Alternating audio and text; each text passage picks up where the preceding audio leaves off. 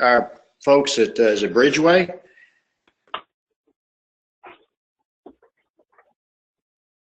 Anybody there yet? Okay. So, welcome. I was going to say good to see you guys, but the only person I'm looking at right now is myself. So, it's I've had the opportunity over the last month or so to visit with several of you about some, some more individual situations, and one, I think Susie had wanted to share some of what we were talking about with respect to a case, and because I think the issues that we were talking about in any case have general application. In other words, we're all at some level about as different as ragweed, and what I like, and I think in keeping with our guidelines, we want to make sure that when we're talking about situations that we maintain individuals' anonymity and don't really name any specific identifying characteristics. Having said that, we could kind of pick a situation, any situation, and it would be similar to a lot of what we're dealing with. So, Susie, you've got to leave for a group in about 30 minutes, but are you willing to kick us off and to kind of share some things that you and I talked about several times over the last month? Sure, I'd be glad to, Chris. And Greta, be sure you're recording. You asked me to remind you so we can listen to it in retrospect. I have the case that Chris Anderson is referring to. It's a couple that have been married 57 years. They married in their teen years. She was 17 and he was 19. And he initially came into the office, we'll call him Mr. Z, and said, well, I'm just checking this out to see about help with my gambling. My wife thinks I have a problem, and I just came because I was aware that your office dealt with gambling. So we had a chat, and I said, well, I could do an assessment, and he said, well, let's just chat and see where it goes from here. So I gave him all the paperwork to fill out and did a preliminary assessment. And I said, well, are you interested in coming back? We could have another appointment. He said, well, yeah, I think so, but let me talk to my wife about it. So he went away after about 2 hours and called and wanted another appointment. So that's kind of how it started. His gambling is a way he can relax, get his mind off of things. And the kinds of things that he gets his mind off of, I asked if he wanted to bring his wife in, and he said, well, let me talk to her. And so she came in the next session. So she was now the family member, so we had the family involved. They have grown children that there's no one else in the household but the two of them. He had been committing adultery ever since they first got married. She never held him accountable for it because she was afraid if she called him on it, he would leave her. They began having children about 1.5 years after they got married, and she was afraid that she would be left with children. They eventually had 3, very close together, and she didn't want to deal with that, so she didn't say anything about his sexual activity. He has subsequently just kind of behaved like an adolescent, and she never called him on it. They did have relational problems, but then they often would just move to another location thinking that, well, maybe it's where we are or who he's around that creates that sort of behavior. And now that she is older and doesn't have to worry about the finances and she can separate herself from him, she is making, she's telling him, if this happens again, I'm leaving. I can't live under these circumstances. It's just too hard, and I can't do it anymore. He also has nightmares, daymares. If he falls asleep in his chair, he has these reoccurring sexual dreams, wakes up, doesn't even realize he's been sleeping or dreaming, and that is a trigger for her.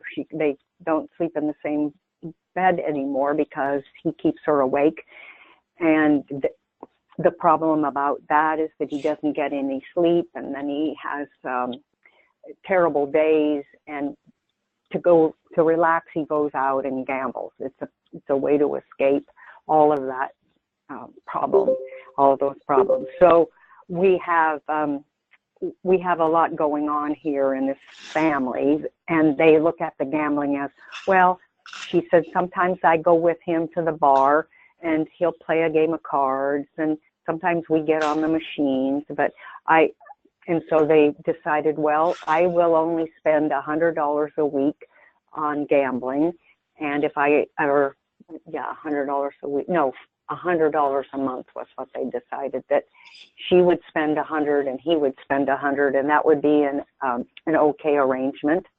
And if he wanted to go twice in the month, then he'd have to divide that 100 into 250s. So they decided that maybe that would be a way they could agree upon it, because gambling wasn't really that much of a problem, was how it was described. So that's kind of how things have unfolded. And reoccurring dreams, he's been to get some help at the VA, and they weren't able to help. So this is a continual trigger, and yeah, so that's the case.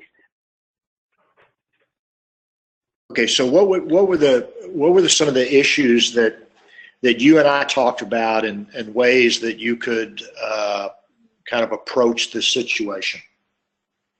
Well, if she could actually leave without leaving, because there are times, and she says, well, now you need to pick up, Mr. Z, you need to pick up that napkin on the couch, because if the dog gets it, he'll rip it up and make a mess. And Mr. Z will say to her, well, stop mothering me. And that's the role she's taken on ever since they got married. She mothers him. She mothered her own family of origin, and now she's mothering him. And she could actually leave without leaving. If she decided, I'm not going to mother him anymore, I'm not going to make his coffee in the morning and bring it to him, I'm not going to make his cereal, I'm not going to do his laundry, and what else? She sets the table, makes the meals, cleans up the dishes, does all the shopping, and cleans the house, does the vacuuming, does the dusting, all of that she does. And he periodically will take the dog out for a walk.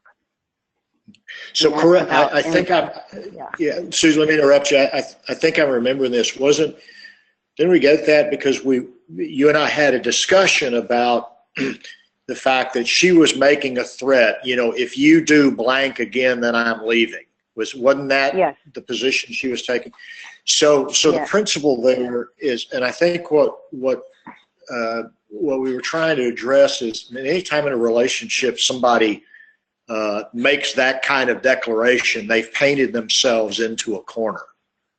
And by the way, that in the gambling mindset, that creates yet another wager, And in this case, he may say, well, yeah, I'll bet she won't. And then if she doesn't follow through, then what she's teaching him is that, don't pay attention to me. Don't listen to me. I don't mean what I say. I'm not going to follow through. So we don't want people, in most cases, boxing themselves in with threats of, if you do blank again, then I'm going to leave, that sort of thing. So I think that was what spurred us talking about, are there different ways of her leaving, in effect, without actually having to threaten to leave, which she can do anytime if she wants to anyway. Am I remembering that correctly? Yes, exactly. Mm-hmm. Yes. And when you introduced that idea to her, how did she respond? Well, she was very willing. Actually, right there in my office, they were willing to decide, all right, I'm not going to play this role anymore. I'm not going to be the mother. And the other thing that we discussed was, as long as she's the mother and he's the son, they will never have a marriage, because it's been incest. It's a mother and a son living in the same house and sharing things of that sort. So if she decided, I'm going to be a wife, I'm not going to be a mother anymore, and they negotiated. She said, okay, what of those items that I do are you willing to take on? Yeah. And they negotiated. And I felt that if they did it in the office, they would have some neutral observer to coach them through, okay, all right, what are your feelings about that? How would that play itself out? And yeah, it's going to be as difficult for her to give up that role as it is for him to take on the responsible husband role. Yeah. To give up the rebellious teenage role. Okay. So let me ask you, when you did the assessment, did he meet criteria for a diagnosis of gambling addiction? Yes, he did. He did. Did he? Okay. Mm-hmm. Yeah, he had gone out and spent. Yeah, and he said, I just can't stop. Once I get started, I just can't stop, and I keep going back. If I win, I spend it all. Yeah. Okay. All right. So we addressed the issue of the parent-child relationship, and part of the focus was on empowering her. And reminded me, was that because we were thinking that maybe the greatest locus for change in that relationship was through her? Yes. Okay. She said that they had talked about, all right, let's share. What is it about me that creates a problem for you? And then the other partner would have an opportunity to say, okay, what is it about me that creates a problem for you? Well, there was nothing. He said, well, nothing about you creates a problem for me. Well, the reason is because she did everything he wanted. Right. So, right, exactly. Yeah. So he's living in this relationship, in a sense, without any accountability. That's right. Exactly. Yeah. And the other important variable, I'm sorry, go ahead. Mm-hmm. Well, he doesn't like how she's following him and wanting to know, okay, when you leave the house, where are you going? Who are you going to be with? What are you going to be doing? When will you get back? And he says, I don't like that. I don't like having to be under her thumb all the time and being accountable like that. Well, he's never had to do it. So, right. Yeah. Okay. So it's really in intervening in that level, you're really upsetting the apple cart of their relationship. Mm-hmm. Yes. Which arguably would be a good thing. Well, if they want to become husband and wife. Well, yeah. and you'll find out. The other thing is he's got these nightmares and daymares and that sort. And he went to the VA. What do you know about his? Without getting specific, so clearly he's a veteran, correct? Yes. Mm-hmm. Do you have any idea whether he had any? Okay, go ahead. No, he has not been in combat. He's not left the United States. Yeah. Okay. So it's not in that sense, it's not a PTSD situation. Right. Yeah. And then comorbid with his gambling has been his history of acting out with other women. Yes. Mhm. And lack of trust, he says, well, she doesn't trust me. If she could just believe that I haven't done that for I've not done it for 3 years, not since we left the last town. However, he did say that he'd taken up pornography. And she caught me doing pornography because she came in and I was at the computer and she asked what I was doing. And yeah, so he hasn't really, so you had said once that there are similar things about gambling and pornography, and that's basically the world of fantasy. So he's not left that world. Right. Yeah. So what's it been like for you to work with this couple? Well, what have been your challenges? It's been really challenging because to be able to thread it through and come to grips with, we've got, a victim and the rescuer and the victim, the rescuer, and then the persecutor or the perpetrator. Right. And they keep changing places. But each of them feels that they're the victim. He feels he's a victim. Why am I having to be accountable now? All of this adultery was years ago, and I've not been doing it for and then she feels like the victim because she is the one that's doing everything in the house. He's not taking responsibility for anything. So then they trade off. And he is the perpetrator, just like his father was the perpetrator with his mother. And he said, oh, my mother would never have left him. She just would never have left my dad. Well, that sort of thinking is the same thinking he has. Oh, she's not going to leave me. Unconscious or conscious, I brought it to his consciousness. Now, is that the same thinking? And they said, well, I never thought about it. I never thought about that attitude of my dad being the same I've taken on. So being able to ferret out their own experience in their house of origin and apply it to them and have it make sense in ways that they've never seen it before, and thinking, wow, yeah, I am the perpetrator, or yeah, I don't have to play the victim anymore. It was a challenge to get through those threads. Yeah.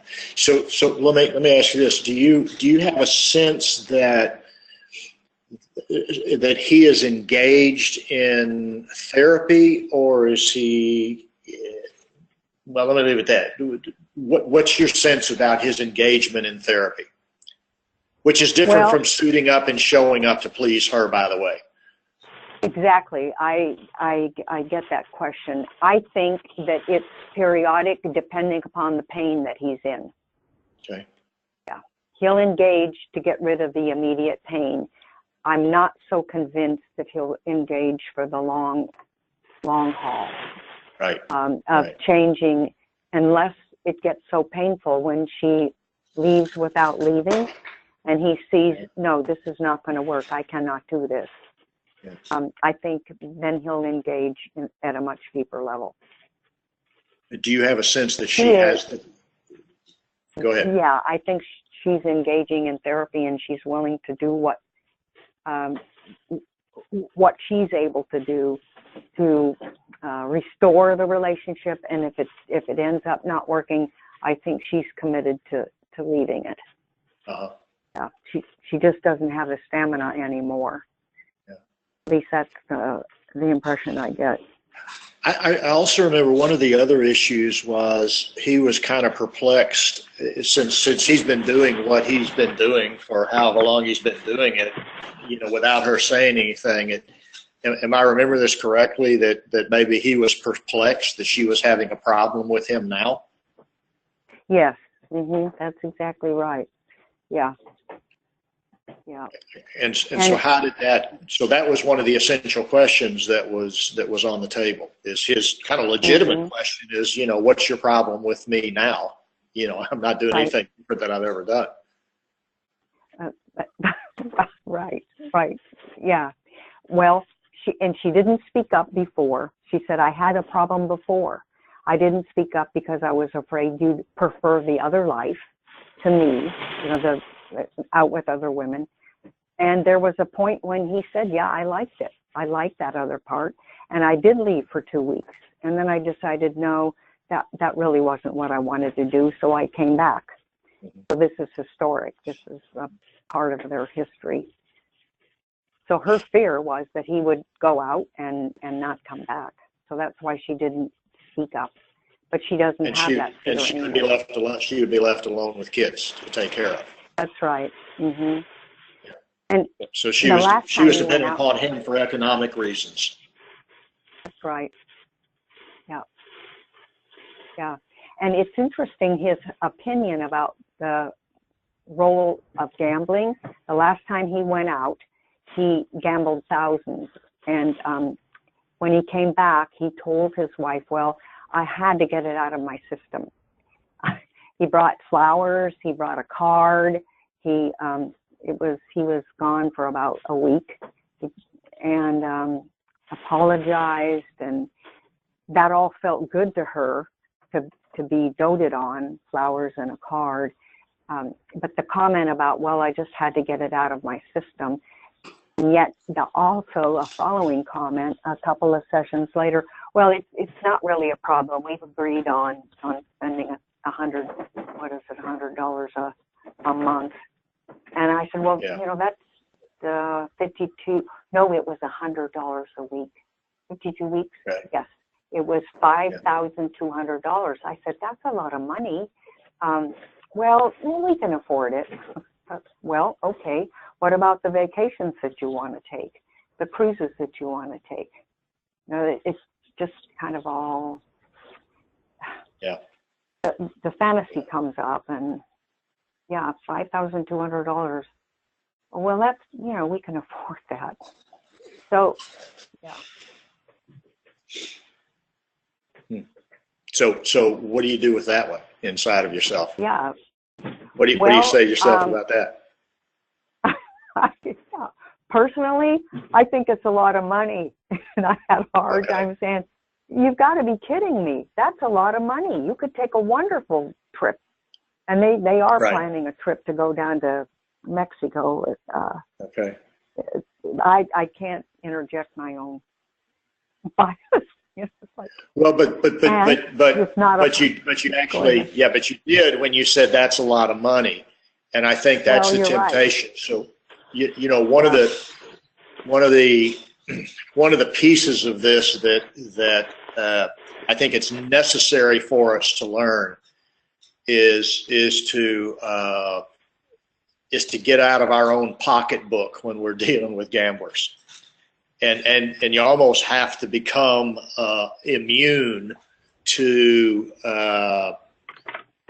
take note, but become immune to the numbers that you're hearing. Because, you really can't be immune. But the real question is not, is that a lot of money to you, but is it a lot of money to them or to either one of them? That's the essential. You can know what your own bias is and what your own feelings are. But if you jump in saying that's a lot of money, and they say, well, we can afford it, basically what they're saying to you, well, for us, no, it's really not, and you've kind of lost the or you've interrupted your opportunity to find out what their reaction to that is. Because that's where that's where the challenge in this is, to step out of your own frame of reference into others. Because, there's still, even me, as long as I've done and worked with people where we're talking millions of dollars, there's still times where I hear numbers that kind of take my breath away. It's like, whoa. And I really have to monitor my own reactivity in that. And I think that's true for all of us working with gamblers, because many times the numbers are so outrageous in most cases. It's obscene. It's even more obscene when somebody's gambling away, hundreds or thousands of dollars a day, and they whine about having to pay you a fee for services. You're still working with them? Yes. Well, I was making an attempt to find a psychiatrist or a psychologist that could assess his mental health issues or his trauma issues, because I didn't want to just drop them, because that reoccurrence in their household is a big trigger for the gambling, for the relationship falling apart. So I haven't seen them recently. Well, I don't plan on seeing them again, but I do plan on getting them some further Okay. help. Yeah, What- but what you're was- right about the reaction. Go ahead. What was he initially came in to see you because his wife wanted to know whether you thought he had a gambling problem. Is that right? Right. And initially it was like, well, my wife thinks I have a gambling problem. So to ferret out, okay, well, do you think you have a gambling problem? Right. Is it a problem for your wife that you have, Right. or is it, yeah. So that was but it was clear that, yeah, he had a gambling problem. He couldn't stop. But did always he spent what think took. he did? Did- No, he didn't initially think he did. Do you Yeah, think he he does did not. now? No, I don't think he does now. Right. Right. I mean, I had to get it out of my system, wasn't an indication that he thought he had a problem, because he then went on to say, well, we've agreed that we'll spend X a week. Right. And he thinks that he can limit. And he said, well, she can limit herself with $20, but I can't. So Right. he still doesn't get the connection. Yeah. Did you, and this is Monday morning quarterbacking, but when he said, I had to get it out of my system, did you happen to ask him what the it was that he was referring to?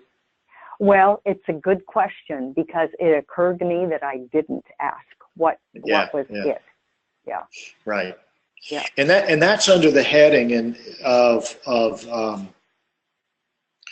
remember, in a situation like this, you're dealing with a pretty common situation. With two people who've been together for a long time, there's these patterns of behavior that are pretty deeply ingrained, and your effectiveness in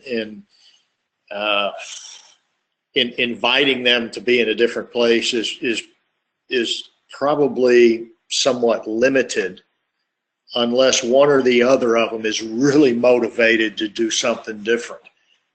If they're motivated to get for you to get the other one to change so that they can be okay, then, good luck. And this was a case where I think one of the things you and I talked about is her own responsibility for herself in making decisions about staying in a situation out of basically economic survival. And it's kind of hard to fault that, And so how does she at this point turn around and start calling him to accountability? And his only problem is that she's got a problem with him today when she didn't have it before. So it sounds like his motivation to do his life different is pretty low on the scale. And so at that point, it seems like all we do is we kind of get around, as long as they keep coming back, and rattle around in their head and help them become conscious of what it is that they're doing. And then what they do with that is what they do with that. Again, and I'm thinking that for me, sometimes it's easy to get caught up in a situation like this of taking the side of change. And when we take the side of change, if we think of this polarity of change versus no change, once we as the clinician take the side of change, then typically what we run into is what we refer to as resistance on the other side, and yet we're simply the ones giving the voice of change instead of taking the side of no change. And that's why, I don't know, last time or a couple times ago, I think I mentioned to you guys taking a look at Frank Fairley's work with provocative therapy, where he does a magnificent job of taking the side of no change. And one of the ways he does it with an exercise, well, what's the matter with that? What's the problem with that? And clearly, and the other thought that I have is that when somebody says they have a gambling problem, that doesn't automatically mean that they say, I'm a pathological gambler and I've got to stop gambling because it's destroying my life. Usually it means I have a problem gambling you know, under these circumstances, and if I just gamble in a different way, then I don't have a problem, or I just have a problem betting sports, so if I just play cards, then I don't have a problem. So it's absolutely necessary to, in all cases, to go from the vague to the specific, to get very operational. And it's always, what's your definition of the problem? What's your definition of the problem? What is your definition of the problem? And what have you done to try and solve it, and has it worked? And so, you know, it'd still be interesting, and I don't think you're going to see them again, but it would be interesting to hear what his answer to the question was. I had to get it out of my system. You know, I don't even know what the it is. I can make some guesses, but when you hear something like that, those are real invitations to interrupt and ask him to clarify, because if you don't do that, you're guessing at what he means, which he would rather you do, because then he doesn't have to take responsibility or ownership for what he really means. Again, he's off the hook, which then it's a recreation of his relationship, where apparently he's been living in this relationship without being called to accountability by anybody. Yes, thank you. Thank you. Well, I think you did some great work, and it was fun talking with you about this, and kind of talking through it, and kind of bouncing around some different ideas about how to get at this. And I guess wondering right now, I know you have to. I think you have to head off to group. Yeah. And so what I'd like to do is open up those of you who've been listening in, and just kind of connect with kind of what themes you're hearing, and what's stirred for you, and what you connect with and relate to. So let me pause for a second and let you guys on the other end speak up. Thank you, Susie. So anybody? Chris, this is Greta. I'm just going to chime in really fast. I don't know who caller 6 is, but I have had you muted, and I don't like to have to do that, but you're on a speaker or something, so everything that's said on this webinar is kind of bouncing back as background noise. So if you know you're caller 6 and you could mute yourself, that would be great. Otherwise, I'm going to continue to keep you muted so that the audio is clear on this recording. Okay, great, thanks. All right, guys, talk to us. Chris, this is John at Bridgeway. Hey, John. Hey, just as I was listening to her recounting that, just one concept kept kind of bouncing and resurfacing throughout it for me, and that was just the whole, particularly, and then just kind of culminated at the very end with the whole vague to the specific. And as you're talking about him getting it out of his system and leaning into that, that's yet another permutation of the vague to the specific, because he can sit there and just be really vague about what it is, and if we pull it out, we're really pulling that truth out of it. Yeah, exactly. Anybody else?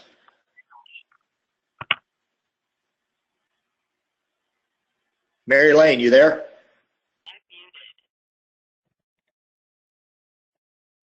She's muted. Brandy. Hi there. I came in Hey there. about halfway through the conversation. I was just thinking about making things a little bit more concrete for clients. And when you can make things more concrete, it kind of pulls them from the fantasy world and into more of a place that is more like reality. And I found that when I've helped clients get there, that sometimes that can elevate some suicidal ideation. So I think it's really important to kind of go back to this more concrete world, but to do that with a grain of salt, because sometimes the clients are not ready for that as fast as I want them to be. Yeah. You know what you just said is I think is so important, and again, I'm looking at, I have, well, you guys who are not on video, I've got the fantasy reality vision V chart. I think what you said underscores,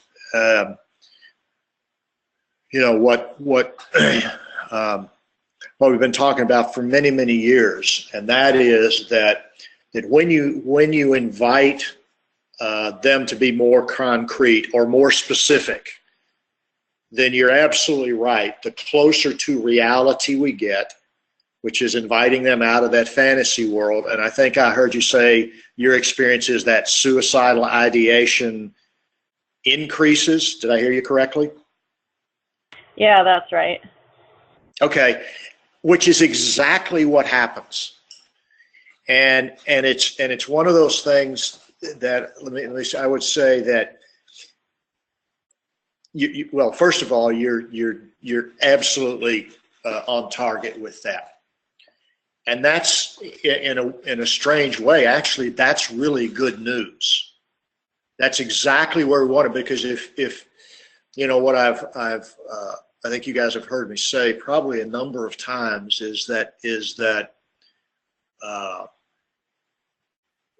there's a point in time when that fantasy world that we live in is kind of both a sword and a shield. It's both the way out. I can place the next bet and win, which actually is not completely a fantasy. That's true, but it's both a way out, but it also protects me too. And so I'm reminded of that line in the combo book on page 11 under the section "What is the dream world of the compulsive gambler?" It says about what is the dream world of the compulsive gambler: no one can convince them their great schemes will not someday come true. They believe they will. For without this dream world, life for them would not be tolerable.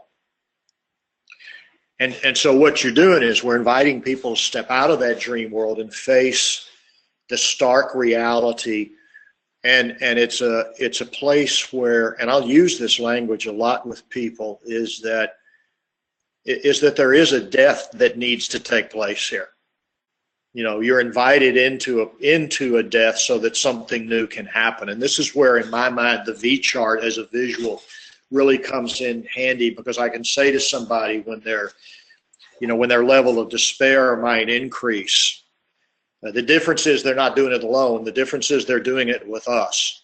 And that's precisely the doorway that an individual has to walk through in order to get to the recovery side of the equation. I don't think there's another way. And so what we want to do is, when that suicide ideation increases, part of my response to that, well, of course it does. Why would it not? Now let's, first of all, and you can put on your teacher's hat and let me help you understand what's happening for you right now.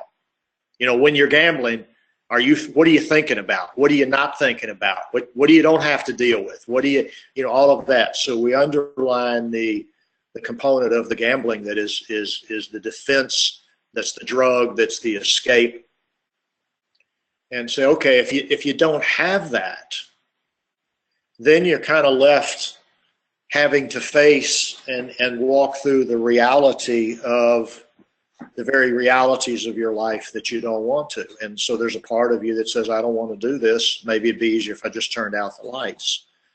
And okay, that makes perfect sense. And then we get to be an agent of hope and saying, whether you believe me or not, I mean, you don't have to, but what I can tell you is there is a way through this. And I find myself being kind of a priest, a teacher, a coach, you wear all those different hats at different times, especially, at that point that you're referring to. So I think the main thing for us is be aware of it, but don't be afraid of it, because that's a doorway. And we have to get to that place of despair, I believe, in one way or another, in order to move to the other side. And I'm more hopeful about people who are at that place than like this guy we were just talking about earlier. He doesn't have any reason to do anything different because he doesn't feel any pain.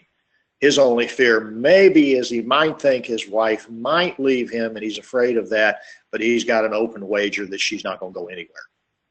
but he's suiting up and showing up. This is my guess about what's going on. Don't know that I'm absolutely correct, but this is my guess about what's going on. So that's a great observation. Is that making sense? Randy, you still there? Yep, it makes sense. Okay. When that suicide ideation starts increasing, how do you deal with that? For me, I slow it down, way down. Okay. And focus just on safety right here in the moment. A lot of safety plans. And then once that kind of stabilizes out, then I kind of go back to that pushing just a little bit on the fantasy world, but not as much as before. Try to find maybe smaller ways to do it that aren't as threatening, but still challenging. Okay. Yeah, yeah, yeah. Beautiful. Anybody else? Any other responses to some of the themes that we're talking about?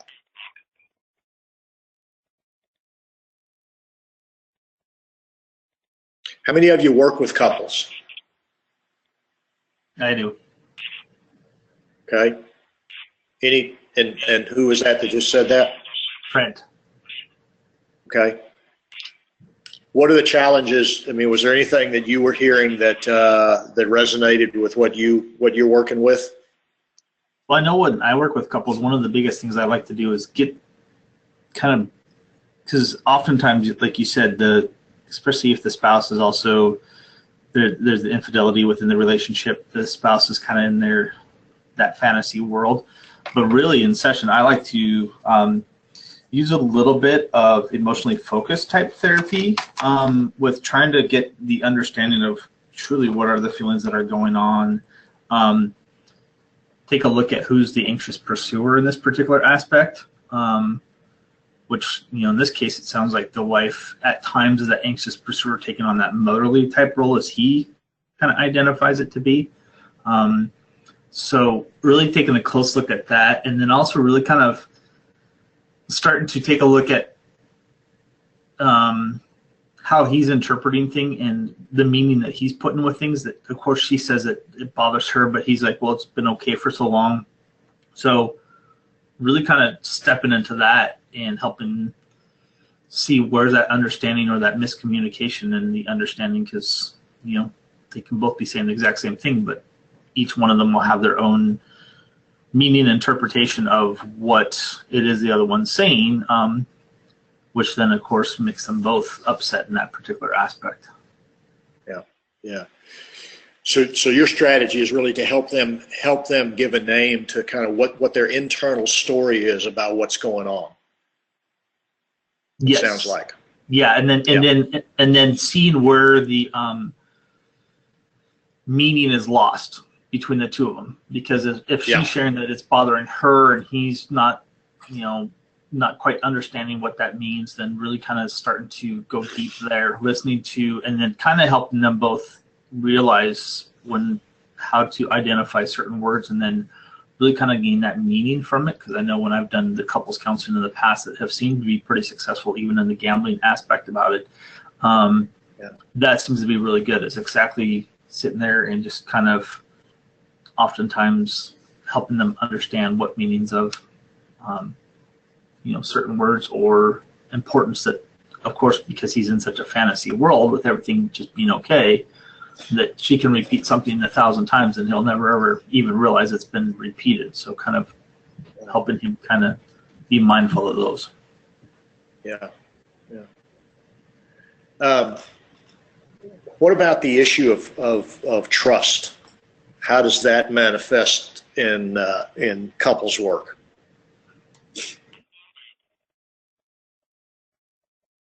From my experience with it, I think that trust is one of your biggest issues that is really hard to overcome, because it gains such a control factor over the other person, to where it's kind of really taking a step back and looking at, how are you allowing what that person's doing to continue to control you, and how does that trust look like to be rebuilt. Finding some of that acceptance versus control aspect within that is very important that I've found. Mm-hmm. Do you find that one spouse, typically, the non-gambling spouse, is working overtime trying to figure out a way of trusting the other one, but can't figure out how to do it, and the other one is desperate to be trusted? Very much so, and that's that aspect about, it's, and then I also, with the spouse or whoever, the one that is the non-gambler is looking at what are their trigger points, what are the things that continue to trigger them, and then how do they then explore it to see if it's actually factual, or also if it's just something to where it's that preconceived notion that's being projected from the past behaviors into the here and now current behaviors. So it's taking a really close look at kind of helping both parties understand that aspect too. Yeah. In my experience, that's the most assuming that you have a. There's the couples that we work with where one is still in action, as it were. That's a whole different animal than when you're working with somebody where they're the gambler is in some kind of abstinence or recovery. And what I experience is that the issue of trust is probably the biggest, at least for gamblers who are abstinent or in recovery. The couples work that I do, the question of trust is the one that's front and center stage. And it's interesting because there's a double bind in that. And that is that spouses really get caught up in, and this is something that we have to deal with, and it's important to name, is how do you trust someone who has consistently violated your trust, and what does it mean to trust, and in what do you trust? And so where spouses get themselves in a bind is I either trust or I don't trust.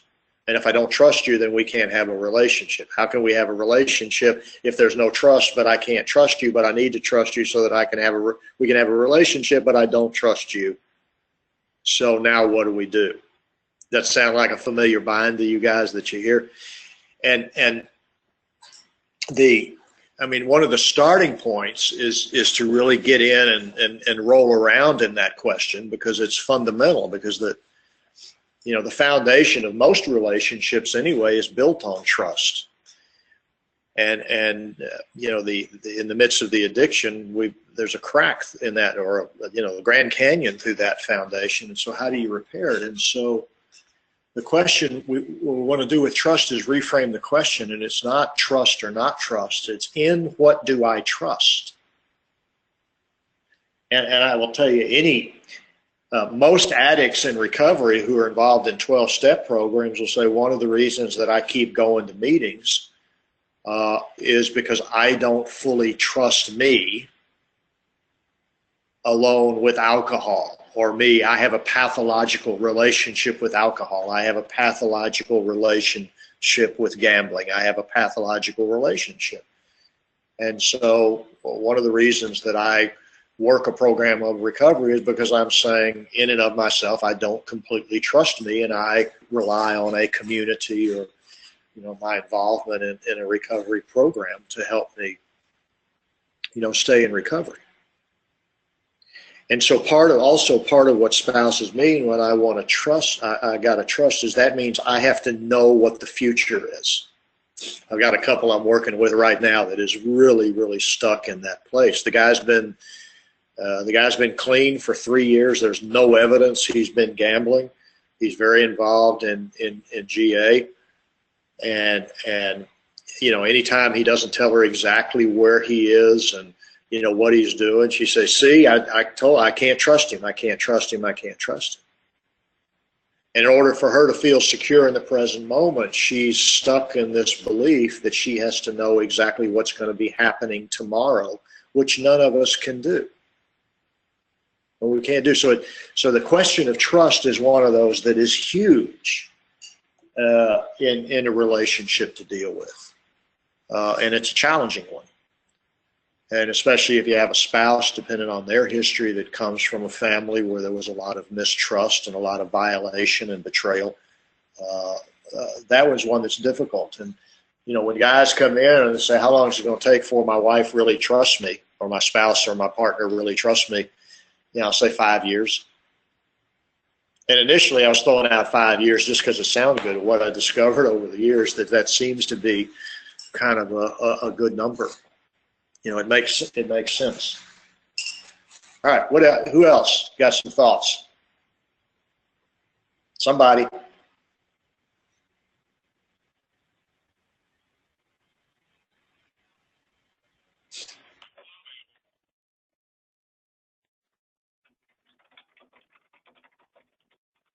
Mary Lane, you there?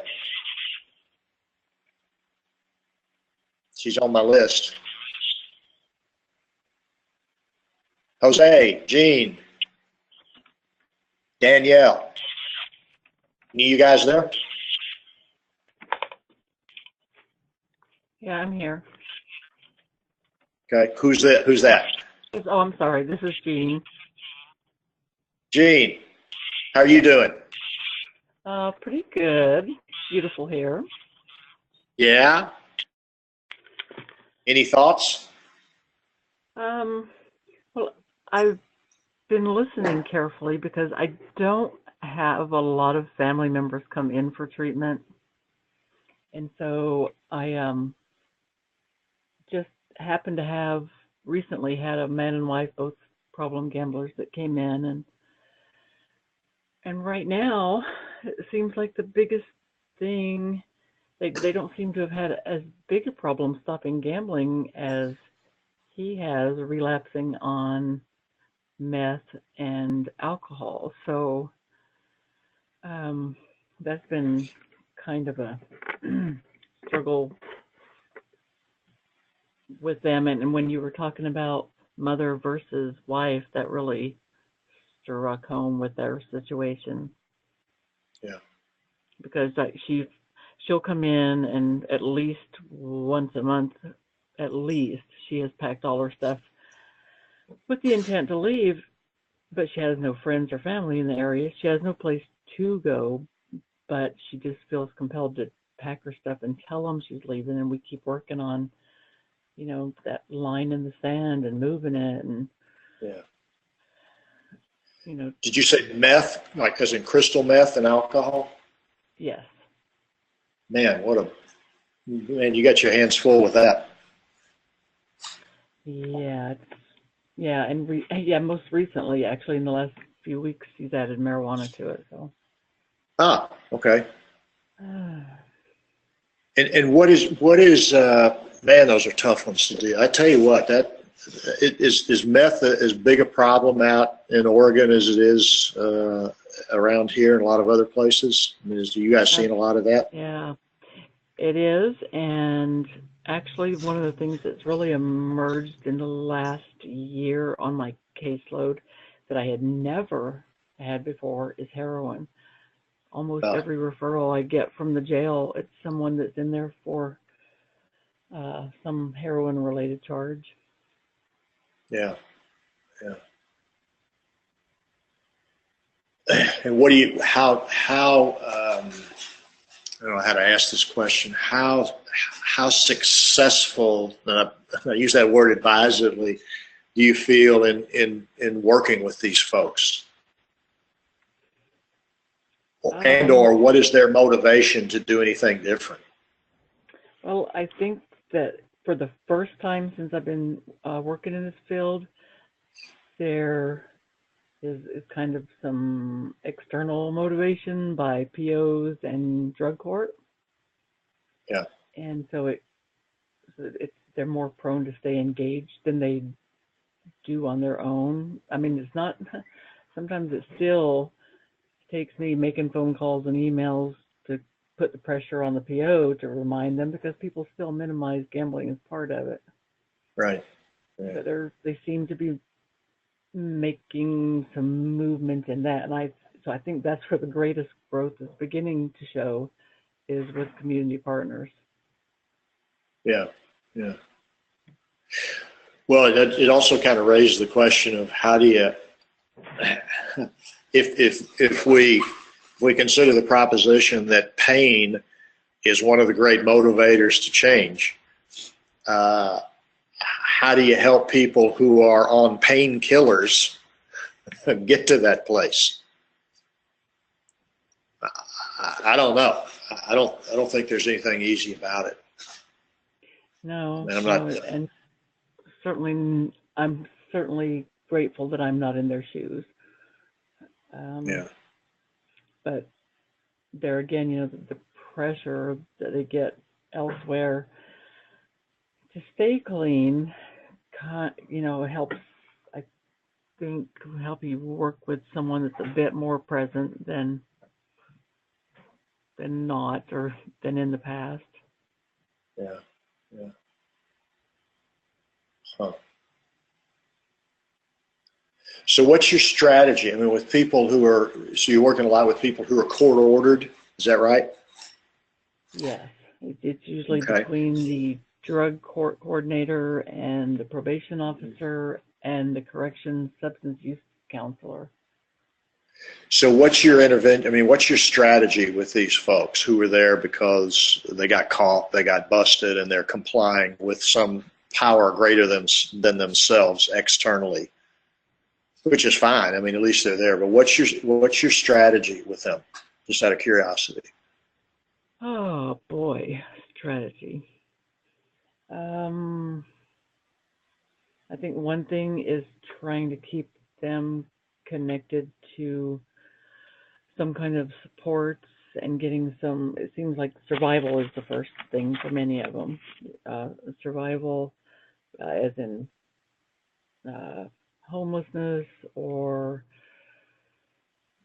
living in questionable places. So there's a lot of that seems to have to be kind of resourced first to get them to a place where they can actually focus. Like I have one lady right now that, in fact, she's my next appointment, and right now she's going to some folks' house and lives in their laundry room on the floor every night, and watching her boyfriend shoot up heroin all night and trying to not use herself, but she doesn't have a safer place to go. So yeah, I think that always emerges first, is trying to help them figure out how to survive first. Yeah. And are there community resources where you are to help with that? Not a lot. No. Yeah. And then, of course, trying to encourage them to trying to help them see some hope that they can, if they can get some clean time and some clean in all aspects, that it can certainly help them start turning their life around if they choose to do it at that time. A lot of times, honestly, they're just wanting to meet the requirements of drug court, or kind of half and half, I guess. Yeah. Yeah. So when I'm just thinking out loud, do you find yourself taking the side of change in their life or in your relationship with them? And does that question even make sense? Well, I'm trying to decide if it does. Okay. It may not. I may have asked it pretty poorly. Well, I think maybe this answers you. I think that and this is on me, I have to find where I think I have to really work to try to make sure that I focus my efforts on where they're at. Mm-hmm. And, you know, sometimes I want things to go faster. And Right. and sometimes it feels like nothing's happening. And like this couple that I was talking about that I just recently had in, I have to keep reminding myself that the fact that he comes back every week, even though he doesn't get any great lengths of clean, sober, abstinent time, he keeps coming back. And that's what I keep reminding him of, that the 2 times in the last 6 years that he's been in before, he would slowly fade away. He'd call in sick, and then he'd call in busy, and then he wouldn't call in, you know, and then he'd be gone. And so I just happen to remember progress in little steps. Did you, in this particular guy, have you asked him why he keeps coming back? You know, ask him what the meaning for him is of coming in to meet with you?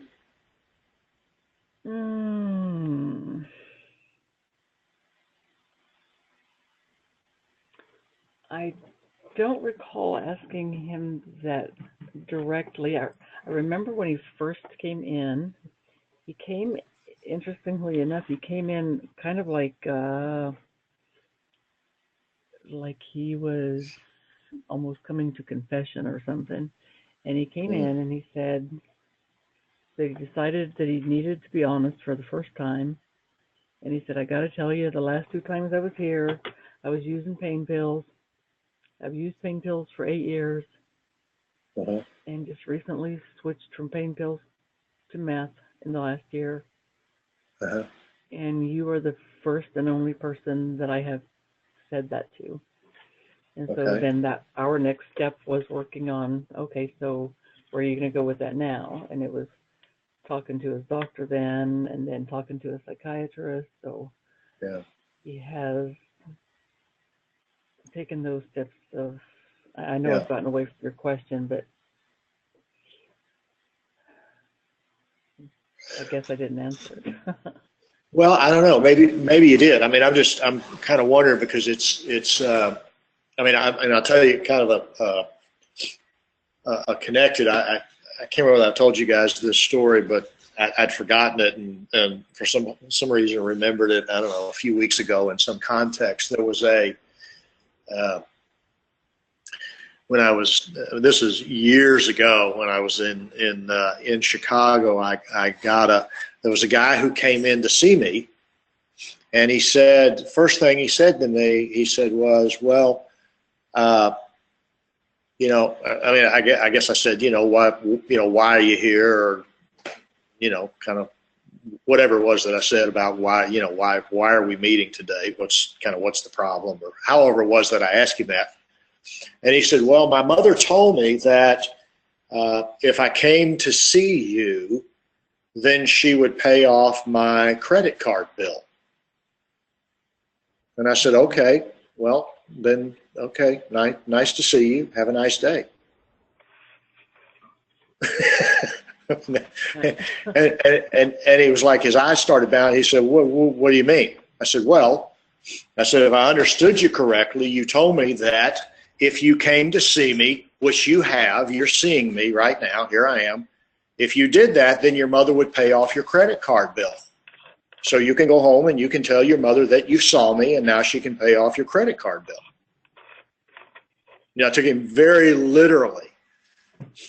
And, but also because his whole reason for coming in was to get mom to pay the credit card bill. Now, I knew that what she wanted was for him to come in and get some help, but also knew that what he wanted was simply to come in and comply so that then she would pay the credit card bill. So that's part of what I mean by taking the side of no change. Instead of me assuming, well, so he's here because he's got a gambling problem, which I knew that he did, and which is why he was in trouble. But in terms of my willingness to then assume the role of treatment provider for somebody who wasn't there for treatment. It would be a little presumptuous on my part. So I really turned it back on him. I mean, we ended up sitting there and talking for an hour.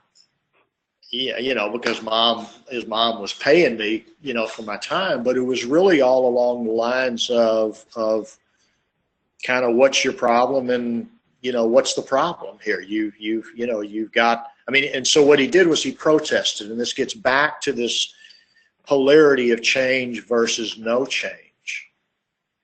And I'm also thinking about your guy when he says, well, you're the first person I've told that, you know, I've started using meth. I'm going to get honest with you.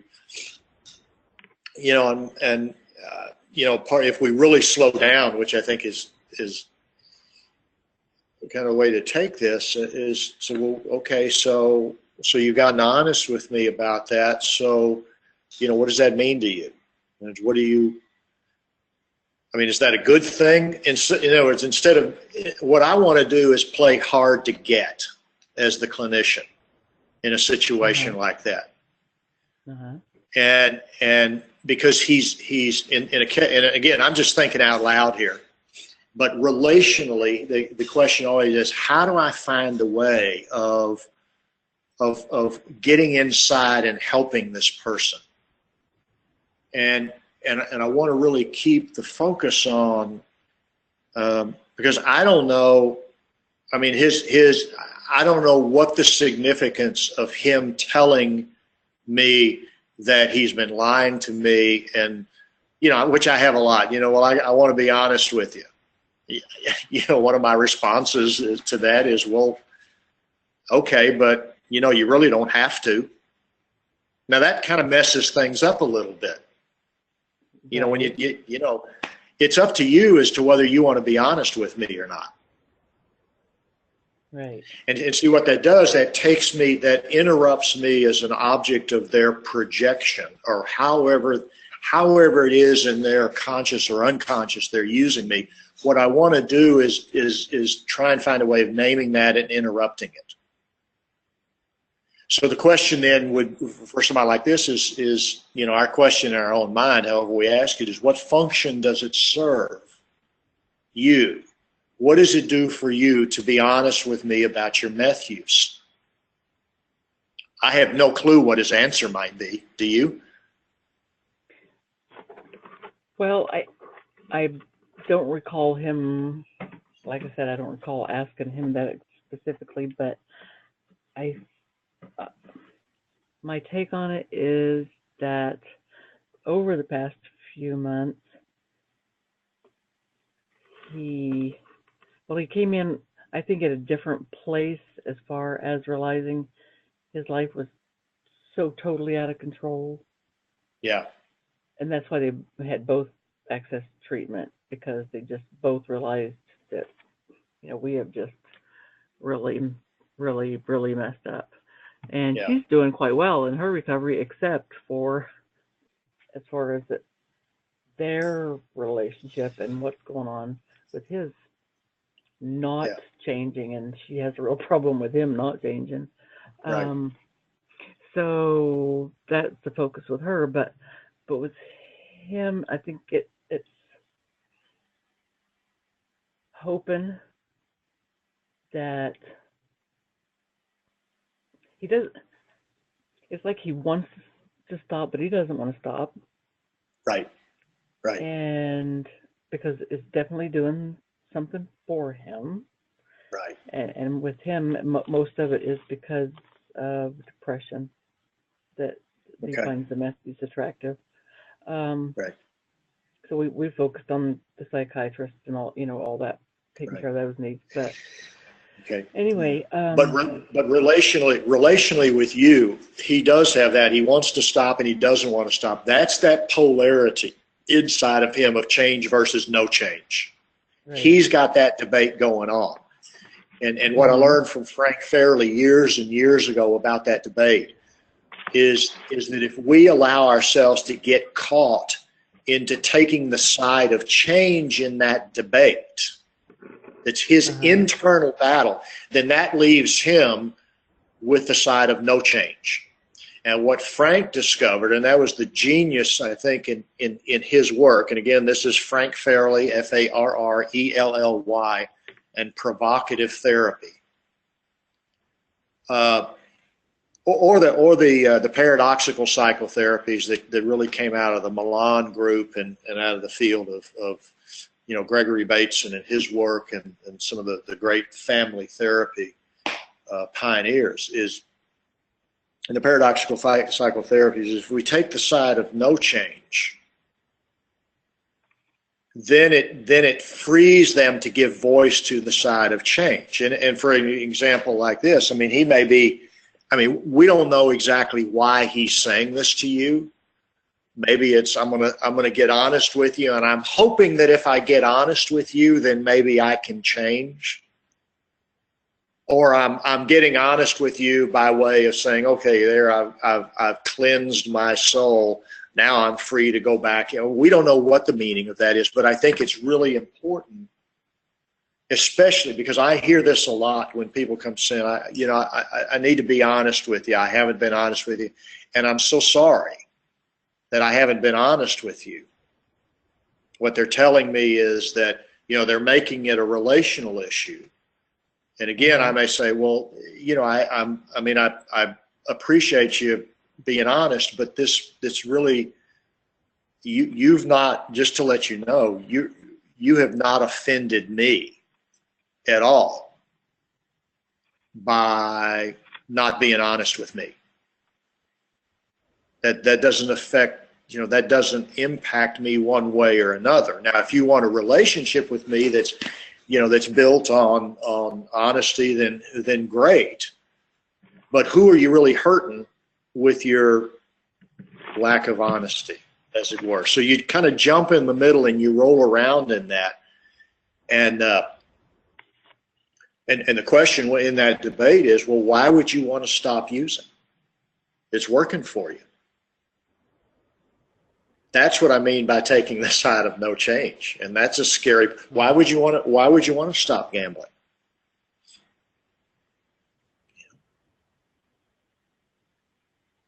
I mean, what would it do for you? What would it cost you to stop gambling? What would it cost you to stop using? What's your reason for not using anymore? Why do you want to do that? Well, because blah blah blah. Yeah, but. Yeah, if you stop using, then you got to deal with all kinds of shit that you don't want to deal with. Well, yeah, that's what I was thinking. And so that's really what I mean by taking the side of no change.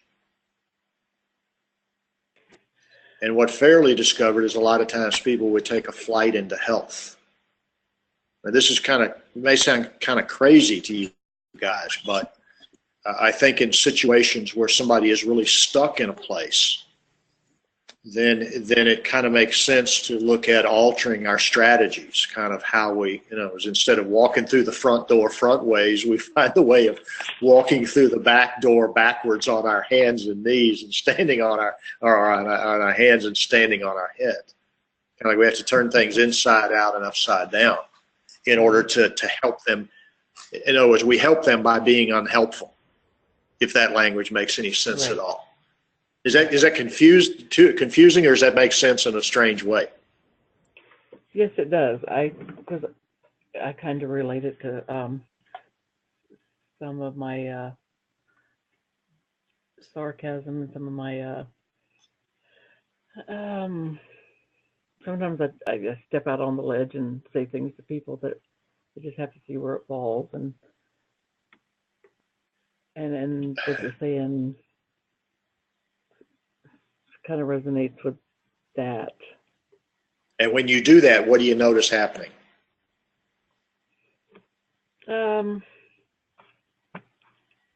Surprise, off guard. The unexpected. Takes a different turn. And that's a lot of what Frank discovered. Mm-hmm. In his work, and I think I mentioned this. He kind of stumbled on this by working with what he referred to as the sickest of the sick in the back ward of Mendota State Hospital in Wisconsin. The people that were beyond help. and he would get in there and he would take the side of what he referred to as the side of no change. And so what he did was he gave the no change or the stuck place. He gave voice to that, and then people could then push against that and almost push their way into a place of health.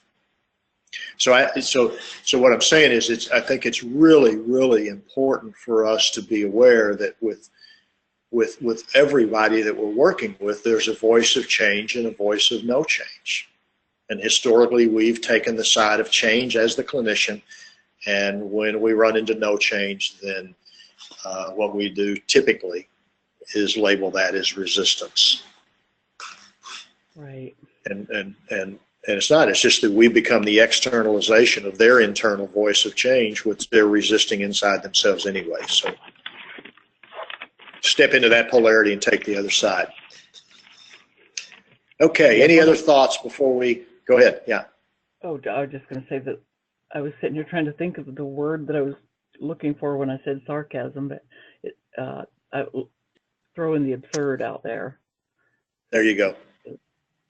Yeah. Which actually is rather congruent if you think, because there's a degree of absurdity in somebody destroying their life. I mean, I guess it makes sense with crystal meth and heroin. I mean, it is kind of the theater of the absurd. Uh-huh. And so when you think of the absurdity, when you're thinking absurdity, there's a congruence in that in a strange way. And what Fairley would do, he would say the most outrageous things, but he would do it with humor and a tremendous amount of love.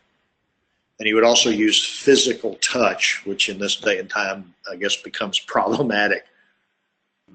So he could get away with saying absurd things, but then but the meta communication, the communication with his eyes and his sense of humor, it's like the great comics who can get away with speaking truths that you can't otherwise say and doing it in a way that is humorous, that you become the court jester. That kind of thing. And that's part of how he would refer to himself in a lot of ways as the court. In fact, I think the cover of his book is the court jester. The one who's able to say the emperor has no clothes without getting executed. that kind of thing. So there's an art in that. So know that you've got a part of yourself through what you're referring to is the sarcasm of the absurdity that may be a tool that you can harness maybe even more intentionally to work with people who says, help me, don't you dare. All right, guys, anything else? Anybody got anything else before we sign off for today? Yeah, Chris, this is Jose. Can Yes. I say something? Please do. Hey, when you were talking about the how do I find out getting inside this person, think about the shame that is behind it, and especially when their life is out of control and Yes. they don't want to talk about it. Yes. In the Latino community, I find out to be a big part of the, getting the therapy to these Latino families, because there's a lot of shame and anger behind it. And usually it takes me quite a while to deal with them. But here's what I tell them, I says, look, how much are you willing to put on the table?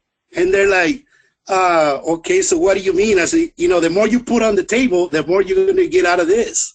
If you don't want to talk with the truth, then, I'm willing to work with you, but you got to remember that. But usually shame is a big problem.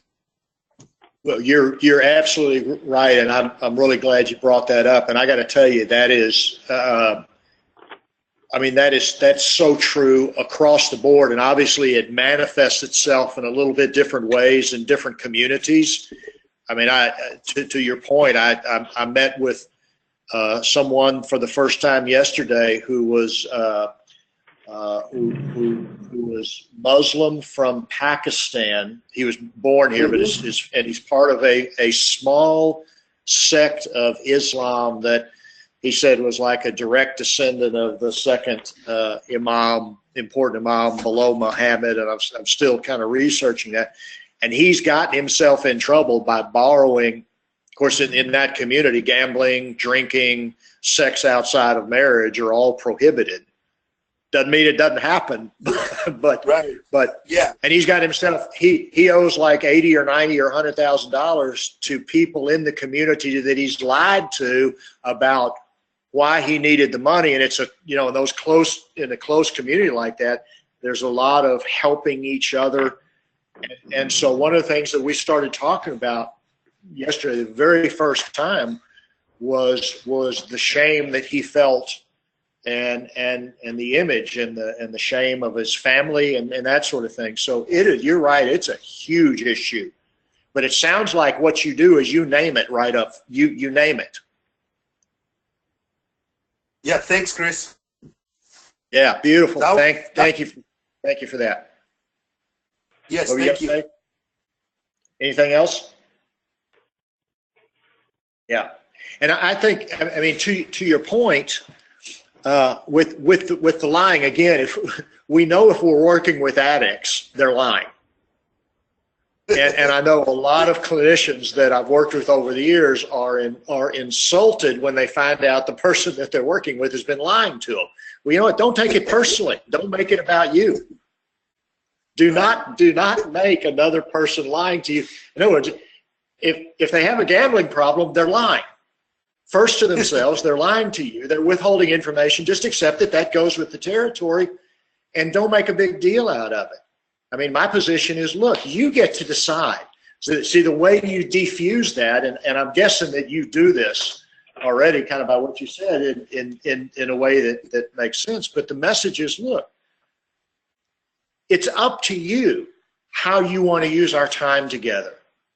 If you want to, Yes. if you want to withhold information in here, God bless you.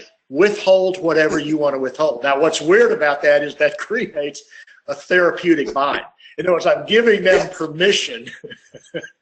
So because they're saying, oh, if I tell Chris this, if I tell him that, then this or that, and I'm saying, hey, that's taking the side of no change, which is pretty funny to do.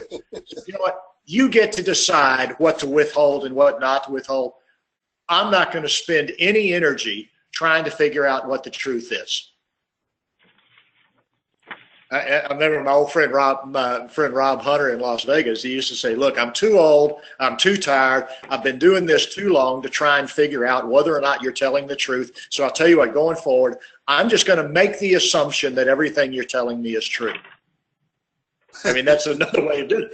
And if it's not, then hey, it's no, it doesn't affect me. You're the one this is your time. You get to decide how you want to spend it and what you want to share with me. And you know what? If you want to, you sharing your life with me is an honor, and it's a privilege for me to be here for you to share your life with me, and you get to decide how much you want to share. And it's always in our offices. It's sacred space anyway, isn't it? Right. Yeah, you're right on, Chris. I mean, as I hear you speaking, I'm getting the goosebumps in my body because it's like, that's exactly what's happening.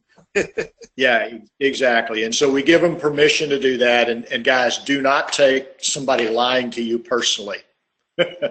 And I mean, to that point, there's, with respect to the different ethnic communities, I work with a woman right now who escaped from Vietnam in a boat with her parents her mother and father left on the shore while she and her little sister were evacuated.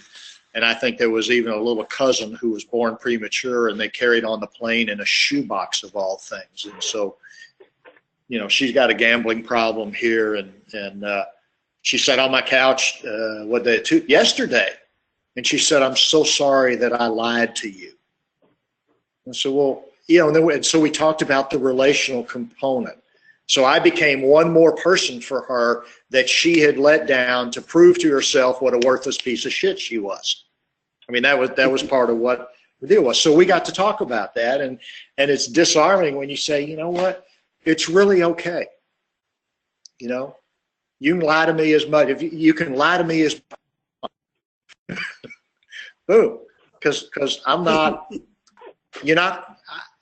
You know, I care about you whether you're telling me the truth. I care about you whether you're lying to me. So it doesn't matter. You decide. And it frees us up as clinicians too. Don't get caught up in that place. Thanks so much. Great word at the end. Beautiful. And I'll see you guys next month. Have a great time, and feel the freedom to give me a call on cases if you want to, like Susie did. Take care, guys. Thank you. Thank you, Chris. Okay. Thank you.